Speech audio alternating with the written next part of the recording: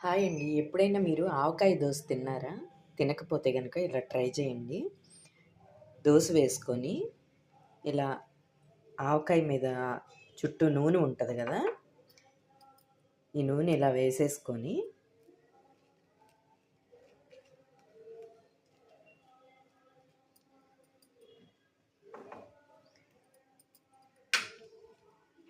ఇప్పుడు దీని మీద పొడిని జల్లేసుకొని శనగపొడి ఉంటది గదండీ! అది చల్లేసుకోవాలి. ఇప్పుడు కొద్దిగా మామూలు ఆయిల్ వేసేసుకుందాము.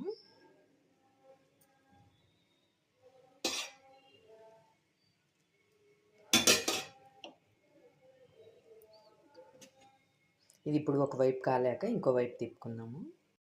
ఇది పొడి వేసాం కాబట్టి ఇంక రెండో వైపు తిప్పుకోక్కర్లేదండి.